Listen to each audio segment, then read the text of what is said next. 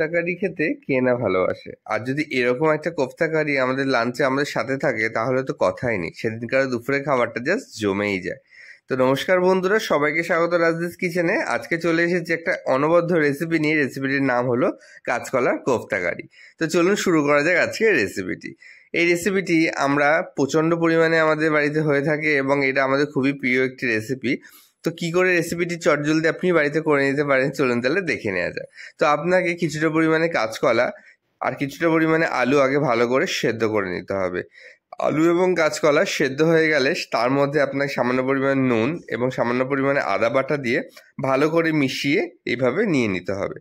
আলু এবং কাঁচকলা তার মধ্যে নুন এবং আদা বাটা দিয়ে মিশিয়ে নেওয়ার পরে তার মধ্যে আপনাকে 2 চামচ মতো পেঁয়াজ বাটা দিয়ে নিতে হবে এবং সেটাকেও ভালো করে মিশিয়ে নিতে হবে।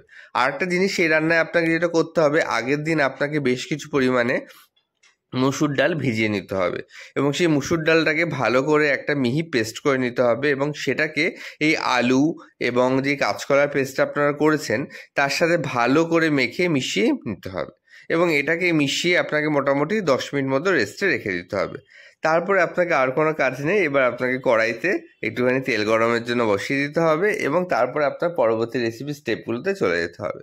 আরেকটা জিনিস, যখন আপনারা এই যে পেস্টটা করবেন মানে পেস্টটা মাখিয়ে নেবেন, আপনাকে আলু বা আপনার ডালের যে পেস্টটা বা কাঁচকলার পেস্টটা, তার মধ্যে আপনারা যে পরিমাণ মতো যে লঙ্কাটা খেতে পছন্দ করেন, অনেকে এর মধ্যে আপনারা লঙ্কা কুচি দিয়ে থাকে বা অনেকে এর মধ্যে লঙ্কার গুঁড়ো দিয়ে থাকে। তো বেসিক্যালি আমরা এখানে লঙ্কার গুঁড়ো ইউজ করেছি, আপনারা চাইলে লঙ্কা কুচি ইউজ করতে পারেন। তো আপনাকে অন্যদিকে যেটা বললাম, তেল গরম করে একে একে একে একে আপনাকে এই যে বড়াগুলোকে, কাঁচকলার কোফতা, এই কোফতাগুলোকে আগে ভালো করে ভেজে নিতে হবে। এখানে আরেকটা জিনিস অবশ্যই বলবো, অবশ্যই যখন আপনারা এই ভাজাটা ভাজবেন মানে কোফতাগুলো ভাজবেন, তখন অবশ্যই কিন্তু আপনারা লো টু মিডিয়াম ফ্লেমে আপনারা ভাজার চেষ্টা করবেন। কারণ যদি আপনারা প্রচণ্ড হাই ফ্লেমে আপনাকে এটা ভাজেন বা কুক করেন তাহলে কিন্তু কোফতাগুলো উপর থেকে পুড়ে যাবে এবং ভেতর থেকে একদমই ওটা ভাজা হবে না এবং সেটা খেতে কিন্তু একদমই ভালো হয় না। তাই জন্য চেষ্টা করবেন অলওয়েজ আপনি সময় নিয়ে আস্তে আস্তে আপনি এটা লো টু মিডিয়াম ফ্লেমে ভালো করে ভাজার এবং একটা পাশ ভালো করে ভাজা হয়ে গেলে তারপরে আস্তে আস্তে এইভাবে আপনি উল্টে দেবেন, দেখবেন এগুলো আর ভাঙবে না। আস্তে আস্তে খুব সুন্দরভাবে এগুলো উল্টে নেওয়া যাচ্ছে এবং উল্টে পাল্টে আপনাকে এগুলোকে লাল লাল করে যেমন বড়া ভাজা হয় তেমনই আপনাকে ভেজে নিতে হবে।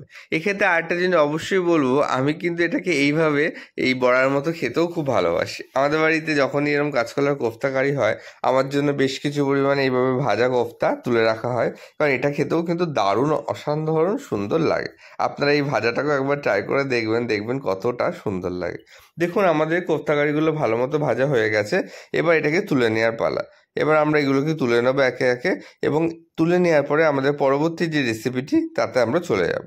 এই রেসিপিটি যখন বাড়িতে কখনো কোনো গেস্ট আসলো, তারা কখনো বলছে যে আমরা মাছ মাংস খেতে চাইছি না, আমাদের একটু অন্যরকম কোনো রেসিপি করে দাও, তো সেক্ষেত্রে কিন্তু এই ধরনের চটজলদি একটা অন্যরকম রেসিপি আপনারা করেই নিতে পারেন। তো এরপরে কড়াইতে বেশ কিছু পরিমাণে একটু তেল দিয়ে তার মধ্যে আপনাকে জিরে ফোড়ন দিয়ে নিতে হবে এবং জিরে ফোড়ন দেওয়া হয়ে গেলে তার মধ্যে একটি তেজপাতা আপনাকে দিয়ে নিতে হবে। তেজপাতা জিরে ভালো করে ফোড়ন দেওয়া হয়ে গেলে আমরা এর মধ্যে 1 চামচ মতো হলুদ গুঁড়ো দিয়ে দিয়েছি। হলুদ গুঁড়ো দিয়ে ভালো করে এটা নাড়ার পরে আমরা 1 চামচ মতো আপনাকে এর মধ্যে রসুন বাটা দিয়ে নিয়েছিলাম। এখানে রসুন বাটাটাকে ভালো করে ভেজে নিলে একটা খুব সুন্দর একটা ফ্লেভার আসে। কারণ এইটা আপনি মনে রাখবেন, যখনই আপনি তেলের মধ্যে আগে রসুন ফোড়ন দেবেন দেখবেন একটা সুন্দর একটা ফ্লেভার আপনার পুরো রান্নার মধ্যে চলে আসে।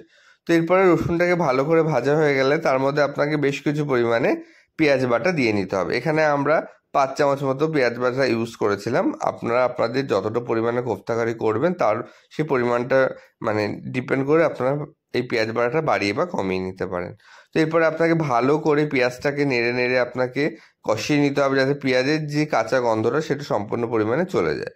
পেঁয়াজের কাঁচা গন্ধটা যে হালকা পরিমাণে আপনাকে চলে যাবে তারপরে এর মধ্যে আপনাকে কিছুটা পরিমাণে লঙ্কার গুঁড়ো এবং কিছুটা পরিমাণে আপনাকে কালারের জন্য কাশ্মীরি লঙ্কার গুঁড়ো অ্যাড করে নিতে হবে। কাশ্মীরি লঙ্কার গুঁড়ো পুরোটাই অপশনাল, আপনারা চাইলে নাও দিতে পারেন। এরপর আপনাকে মশলাটাকে আস্তে আস্তে আপনাকে কষিয়ে নিতে হবে এবং তারপরে আপনাকে এর মধ্যে পরিমাণ মতো নুন ইউজ করতে হবে। এখানে নুনটা দেওয়ার পরে আমরা ভালো করে আবার এটাকে ভালো করে মশলাটাকে কষিয়ে নিচ্ছি। যে মশলাটা অনেকটা পরিমাণে কষে যাবে তার মধ্যে এরপর আপনাকে আদা বাটা ইউজ করতে হবে। আদা বাটা দিয়ে আপনাকে আবার ভালো করে এটাকে কষিয়ে নিতে হবে, যাতে আদার যে কাঁচা গন্ধটা আছে সেটা আবার আস্তে আস্তে এখান থেকে চলে যায়।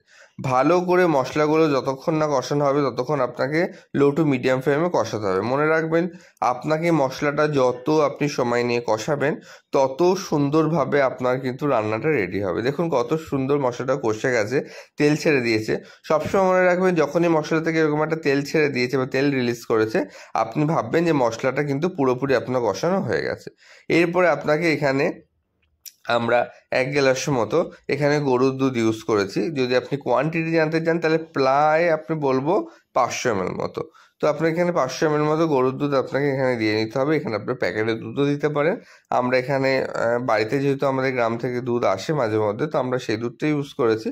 তো আপনারা যদি চান তো যে কোনো আপনি ফ্যাট মিল্ক ইউজ করতে পারেন, আমুলের বা যে কোনো মিল্ক, আপনি মেট্রোর। তো ভালো করে দুধটাকে দিয়ে মশলার সাথে মিশিয়ে নেওয়ার পরে আপনাকে যেই কোফতাগুলো আপনি ভেজে রেখে দিলেন সেই কোফতাগুলো ভালো করে দিয়ে আপনাকে জাস্ট হালতো হাতে নাড়তে হবে। এবার একটা জিনিস মনে রাখবেন, কোফতাগুলো যখনই আপনারা এই দুধের বা এই আপনার গ্রেভির মধ্যে দেবেন তখনই আস্তে আস্তে কোফতাগুলোকে ফুলে উঠবে এবং আস্তে আস্তে আপনার কোফতাগুলো রেডি হবে। তো খুব বেশি যে নাড়ার বা খুব ভালো করে যে নাড়তে হবে তা না, আলতো হাতে আপনাকে জাস্ট এটাকে নেড়ে ঢেকে আপনাকে রান্না করতে হবে। দেখুন আমাদের কোফতাটা অলমোস্ট ঢেকে কতটা রেডি হয়ে গেছে। এরপর আপনাকে এর মধ্যে জাস্ট 1 চামচ ঘি এবং 1 চামচ মতো আপনাকে এর মধ্যে মশলাটা অ্যাড করতে হবে, গরম মশলার গুঁড়োটা অ্যাড করে দিতে হবে এবং ভালো করে নেড়ে চেড়ে আপনাকে যে সেটা নামিয়ে ফেলতে হবে। দেখুন কত চটজলদি এই কোফতা কারিটা হয়ে যাচ্ছে এবং কত সুন্দর লাগছে এই কোফতা কারিটা দেখতে। তা আপনারাও বাড়িতে এই কোফতা কারিটা অবশ্যই ট্রাই করবেন এবং আজকের রেসিপিটা আমাদের কেমন লাগলো অবশ্যই কমেন্ট করে জানাবেন এবং এরকম অন্যরকম রেসিপির জন্য অবশ্যই আমাদের পেজটাকে ফলো করে দেবেন এবং ইউটিউব চ্যানেলটাকে সাবস্ক্রাইব করে দেবেন। নিত্য নতুন আর কী ধরনের রেসিপি আপনারা দেখতে চাইছেন যদি কমেন্ট করেন তাহলে সেই ধরনের রেসিপি আপনাদের সামনে নিয়ে আনবো এবং আপনাদের প্রচুর ভালোবাসা, প্রচুর সাপোর্ট পাচ্ছে বন্ধুরা। যে ভালোবাসাটা আমাদের মানে আরও এনকারেজ করছে নতুন নতুন ভিডিও বা নতুন নতুন আপনাদের ভিডিওগুলো করে আপনাদের দেওয়ার জন্য। তো এই ভালোবাসাটা অবশ্যই আপনারা চালিয়ে যাবেন যাতে আমরা সেই এনার্জিটা পাই আপনাদের পাশে থাকা। তো ভালো থাকবেন, পরবর্তী দেখাবো অন্যতম ভিডিও নিয়ে। নমস্কার।